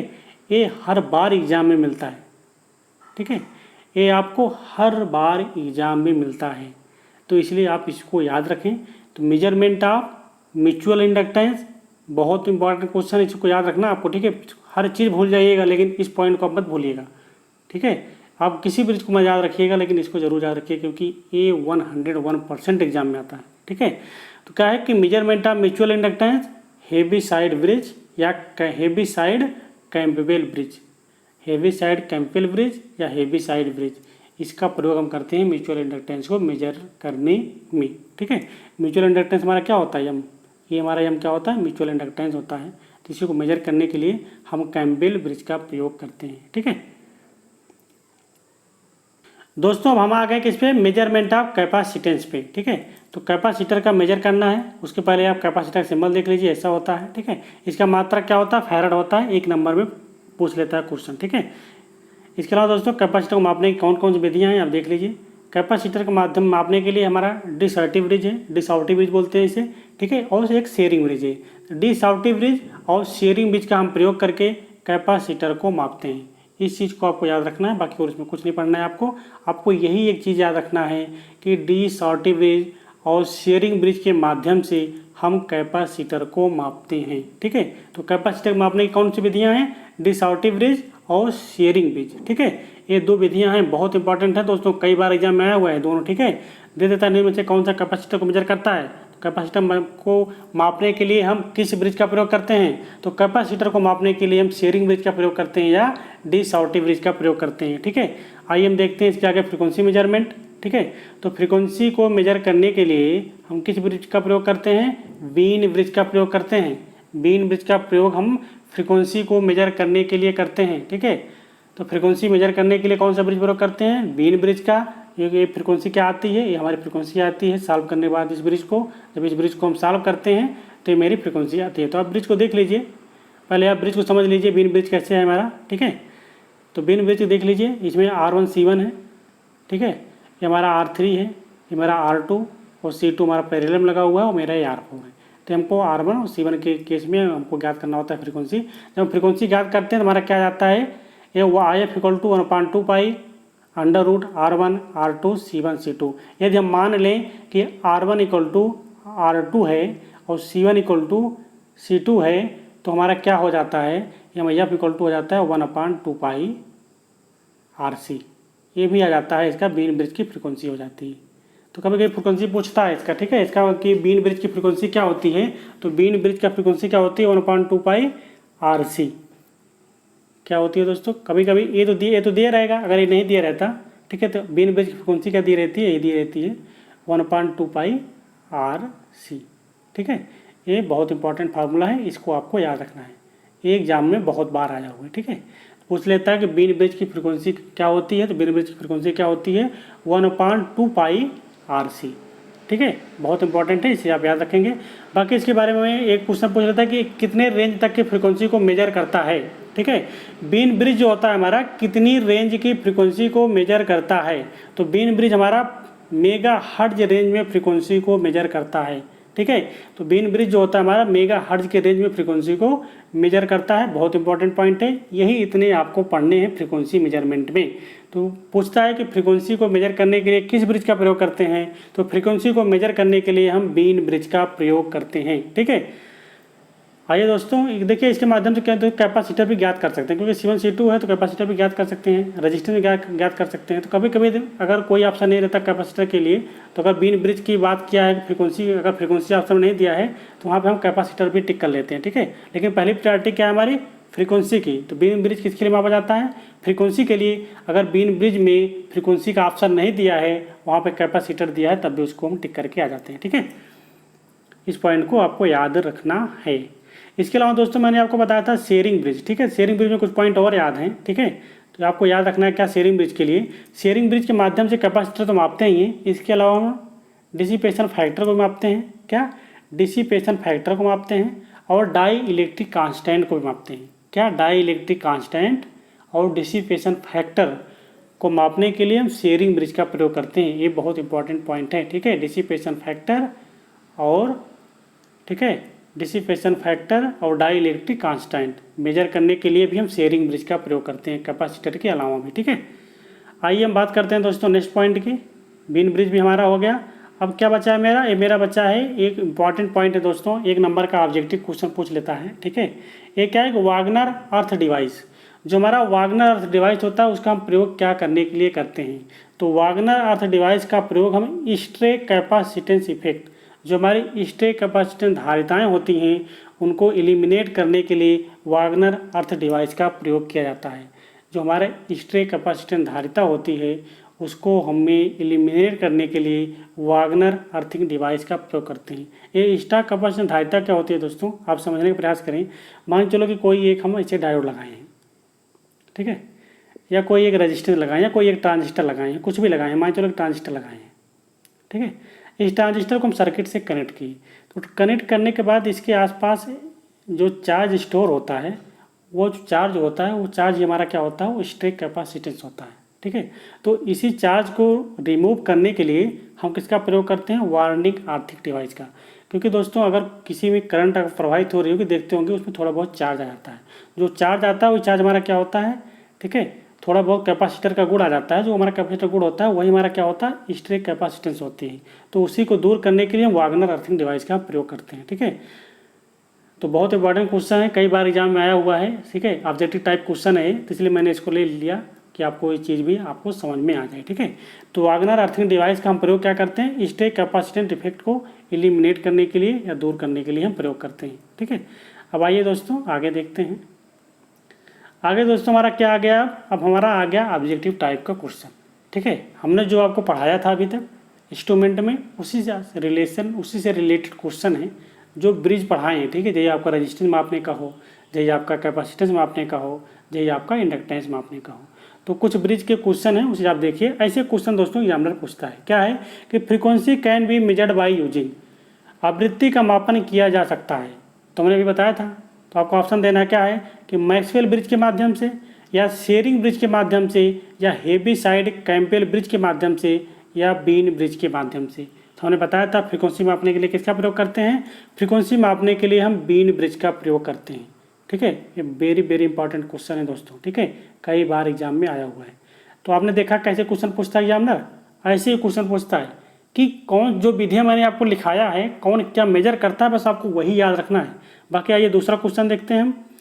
क्वेश्चन नंबर 2 है हमारा कि which stone bridge is best suited for measurement of, ठीक है।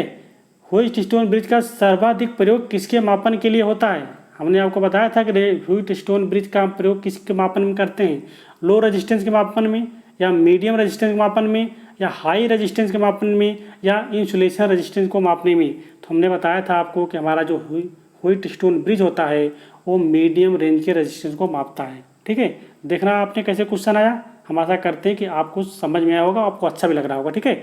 दोस्तों अच्छा लग रहा है वीडियो को लाइक करें, यदि अभी तक मेरे चैनल को सब्सक्राइब नहीं किए चैनल को सब्सक्राइब जरूर करें, ठीक है। आइए देखते हैं नेक्स्ट क्वेश्चन।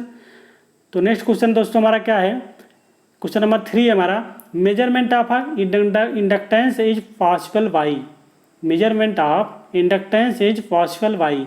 तो प्रेरकत्व का मापन निम्न में से किससे संभव है, किससे संभव है कि हम इंडक्टेंस को मेजर कर सकते हैं, शेयरिंग ब्रिज से, हमने बताया था कैपेसिटर मापता है, मैक्सवेल बीन ब्रिज, हमने बताया था मैक्सवेल इंडक्टेंस कैपेसिटर ब्रिज को मैक्सवेल बीन ब्रिज भी कहते हैं, तो इसी के माध्यम से हम माप सकते हैं। इसके अलावा आरएलसी ब्रिज है, और बीन ब्रिज के माध्यम से जानते हो फ्रीक्वेंसी को मेजर करते हैं, ठीक है। तो क्या हो जाएगा इसका ऑप्शन नंबर बी सही हो जाएगा, मैक्सवेल ब्रिज। मैक्सवेल ब्रिज के माध्यम से हम प्रेरकत्व या इंडक्टेंस का मेजर कर सकते हैं, ठीक है। आइए देखते हैं नेक्स्ट क्वेश्चन। नेक्स्ट क्वेश्चन हमारा क्या है, name of the bridge used for measuring low resistance, ठीक है दोस्तों बहुत इंपॉर्टेंट क्वेश्चन है। क्या कि name of the bridge used for measuring low resistance, निम्न प्रतिरोध को मापने के लिए उपयोग ब्रिज कौन सा है। हमने आपको बताया था कि लो रेजिस्टेंस को मापने के लिए कौन से ब्रिज प्रयोग किए जाते हैं, हाई रेजिस्टेंस मापने के लिए कौन से ब्रिज प्रयोग किए जाते हैं, ठीक है, और मीडियम रेजिस्टेंस मापने के लिए कौन से ब्रिज प्रयोग किए जाते हैं। ऐसे ही क्वेश्चन एग्जामिनर पूछता है, ठीक है। तो आप देखिए क्वेश्चन में क्या कह रहा है, क्वेश्चन में कह रहा है कि निम्न प्रतिरोध को मापने के लिए डॉट डॉट कौन सा ब्रिज प्रयोग किया जाता है। तो क्या है कि मैक्सवेल ब्रिज का प्रयोग आप जानते हो इंडक्टेंस मेजर करता है, kelvin double bridge method, kelvin double bridge method का ही हम प्रयोग करते हैं लो रेजिस्टेंस को मेजर करने के लिए। तो ऑप्शन नंबर बी हमारा सही हो रहा है। इसके अलावा दोस्तों क्या है, पोटेंशियोमीटर मेथड भी है, पोटेंशियोमीटर मेथड के माध्यम से भी हम लो रेजिस्टेंस को मेजर करते हैं। व्हिट स्टोन ब्रिज है तो व्हिट स्टोन ब्रिज के माध्यम से हम क्या करते हैं कि हाई रेजिस्टेंस को मतलब कि मीडियम रेजिस्टेंस को मापते हैं व्हिट स्टोन ब्रिज के माध्यम से। तो यहाँ पे क्या है, लो रेजिस्टेंस को मेजर करना है, तो लो रेजिस्टेंस के लिए जो दोस्तों सबसे फेवरेट ब्रिज है वो केल्विन डबल ब्रिज है, ठीक है। अगर ऑप्शन में दिया है ओनली बी तो आपको बी पे टिक करना होगा, अगर बी और सी दोनों दिया होगा तो बी और सी दोनों पे आप टिक कर लोगे, ठीक है। तो क्योंकि हम लो रेजिस्टेंस मापने के लिए केल्विन डबल ब्रिज का भी प्रयोग करते हैं और पोटेंशियोमीटर मेथड का भी प्रयोग करते हैं, ठीक है। तो यदि एग्जामिनर दोनों ऑप्शन दिया है तो दोनों ऑप्शन पर टिक करना, ए बी और सी दोनों, अगर ओनली बी दिया है तो ओनली बी पर आपको टिक करके चले आना है, आपका आंसर केल्विन डबल ब्रिज हो जाएगा, ठीक है। आइए देखते हैं नेक्स्ट क्वेश्चन। तो नेक्स्ट क्वेश्चन क्या है हमारा, measure the inductance having high value which bridge can be used, ठीक है। मतलब उच्च माप की प्रेरकत्व यल को मापने के लिए किस ब्रिज का प्रयोग किया जाता है। हाई वैल्यू का कॉइल या हाई वैल्यू का रेजिस्टेंस मापने के लिए हम किस ब्रिज का प्रयोग करेंगे, मैक्सवेल ब्रिज का नहीं, यम है तो यम से बताया था हमने मीडियम है। मैक्सवेल बिन ब्रिज का नहीं, ये भी मीडियम है क्योंकि इसी का पार्ट है, एडवांस वर्जन है, ठीक है।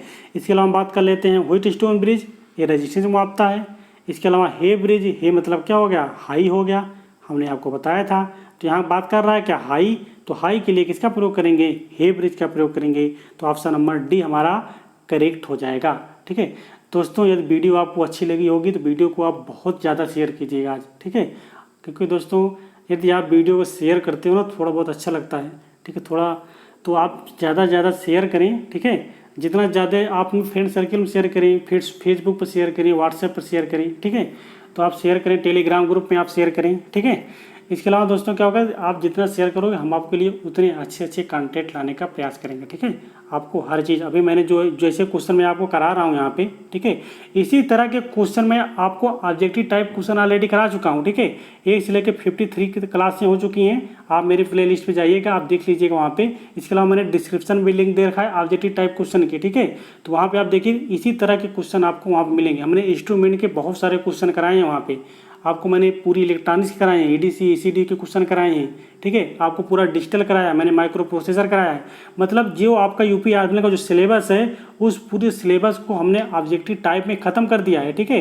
यूपी आर्मी का पूरा ऑब्जेक्टिव टाइप का मैं पूरा जितने क्वेश्चन है लगभग 1500 से 1600 क्वेश्चन है, एक वीडियो में लगभग 30 से 35 क्वेश्चन है, ठीक है, एक वीडियो में 30 से 35 क्वेश्चन है, 50 वीडियो हैं, तो आप 50 को 30 से मल्टीप्लाई करते हो तब भी 1500 क्वेश्चन हो जाता है, ठीक है।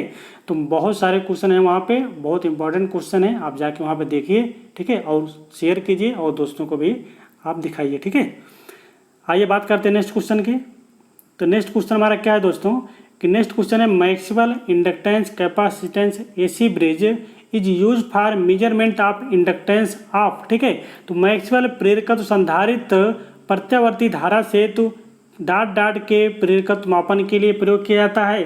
तो मैक्सवेल की बात किया था, मैक्सवेल का क्या होता है, मीडियम होता है, तो किसके लिए प्रयोग करेगा, medium Q coil, option number D में दिया हुआ है, ठीक है, medium Q coil. Medium coil के लिए हम प्रयोग करते हैं मैक्सवेल इंडक्टेंस कैपेसिटेंस ब्रिज का, ठीक है। तो ऑप्शन नंबर डी हमारा करेक्ट हो जाएगा। आप देखिए ऐसे क्वेश्चन पूछता है दोस्तों, ठीक है। इसके बाद हम बात करते हैं नेक्स्ट क्वेश्चन हमारा, दी bridge which is used to measure value of resistance below 1 ohm is, ठीक है, 1 ओम से कम प्रतिरोध के मानों को मापने के लिए किस ब्रिज का प्रयोग करते हैं। तो 1 ओम से कम के लिए मतलब लो रेजिस्टेंस को मेजर करने के लिए तो व्हीटस्टोन ब्रिज का, ऑप्शन नंबर बी में केल्विन ब्रिज का, या सी है मैक्सवेल ब्रिज का, या डी है हे ब्रिज का। तो हम जानते हैं कि लो रेजिस्टेंस को मेजर करने के लिए हम केल्विन ब्रिज का प्रयोग करते हैं, तो ऑप्शन नंबर बी हमारा करेक्ट हो जाएगा, ठीक है। तो 1 ओम से कम को मेजर करने के लिए हम केल्विन ब्रिज का प्रयोग करते हैं, तो ऑप्शन नंबर बी हमारा करेक्ट है, ठीक है। आइए देखते हैं दोस्तों लास्ट क्वेश्चन। तो लास्ट क्वेश्चन हमारा क्या है कि Schering bridge is use to measure, Schering bridge का प्रयोग निम्न में से क्या मापने के लिए करते हैं, शेयरिंग ब्रिज, ठीक है। तो Schering bridge is use to measure frequency, inductance, capacitance या म्यूचुअल इंडक्टेंस, ठीक है। तो शेयरिंग ब्रिज से हम क्या मापते हैं, शेयरिंग ब्रिज से हम कैपेसिटर मापते हैं। हमने आपको बताया था कि शेयरिंग ब्रिज के माध्यम से हम कैपेसिटेंस को माप सकते हैं, डाई इलेक्ट्रिक कांस्टेंट को माप सकते हैं और डिसिपेशन फैक्टर को माप सकते हैं, या पावर फैक्टर को भी हम शेयरिंग ब्रिज के माध्यम से माप सकते हैं। ये बहुत इंपॉर्टेंट ब्रिज है दोस्तों, Schering bridge very very important है शेयरिंग ब्रिज। आप देख लीजिए DMRC इलेक्ट्रॉनिक 2014 में क्वेश्चन आया है, ठीक है, बहुत ही इंपॉर्टेंट क्वेश्चन है। आज जो क्वेश्चन मैं आपको कराया हूँ एक क्वेश्चन दोस्तों आपको यूपी आर्मी के एग्जाम में ज़रूर मिलेंगे, ठीक है। इस सभी क्वेश्चन को आप रट लीजिए, बाकी मेरे ऑब्जेक्टिव क्वेश्चन की सीरीज को देख लीजिए। अभी जब मैं आपको पूरी इंस्ट्रूमेंट की थ्योरी ख़त्म करूँगा तो मैं आपको 250 से 300 क्वेश्चन आपको हम देने वाले हैं इंस्ट्रूमेंट के, जो कि आपके लिए बहुत ही इंपॉर्टेंट है। वहीं से आपके इंस्ट्रूमेंट के सारे क्वेश्चन कवर हो जाएंगे। बस आप वीडियो को देखते रहें और ज़्यादा से ज़्यादा शेयर करते रहें, बस एक काम यही आप करते रहें बस, ठीक है। एक काम करते रहेंगे तो मैं आपके लिए ऐसे ऐसे क्वेश्चन दे देंगे, ठीक है, कि वही आप पढ़ के जाओगे तो आपको मिलने के 100% चांस रहेंगे, ठीक है। मैं ये नहीं कह सकते मिल ही जाएंगे, लेकिन हाँ 100% चांस रहेंगे कि आपको वही क्वेश्चन मिलेंगे। ठीक है, बाकी दोस्तों मैं मॉडल पेपर भी लेके आऊँगा आपके लिए। जिस दिन एग्जाम की डेट आ जाएगी उस दिन मैं आपके लिए मॉडल पेपर लेके आऊँगा 150 क्वेश्चन की। ठीक है, पूरी सीरीज रहेगी। जब तक पेपर नहीं हो जाएगा तब तक आपको मॉडल पेपर कराएंगे। आप वही मॉडल पेपर करके जाइएगा, आपका काफ़ी हद तक काम हो जाएगा। ठीक है, आइए देखते हैं कुछ और आगे क्वेश्चन है कि दोस्तों लास्ट क्वेश्चन रहा वीडियो का। ठीक है, हम आशा करते हैं कि आज का वीडियो आपको पसंद आया होगा। दोस्तों ये वीडियो पसंद आई होगी तो वीडियो को लाइक कीजिएगा, शेयर कीजिएगा। यदि अभी तक चैनल को आपने सब्सक्राइब नहीं किया है तो चैनल को ज़रूर सब्सक्राइब कर लीजिए। थैंक यू दोस्तों, thanks for watching, thank you.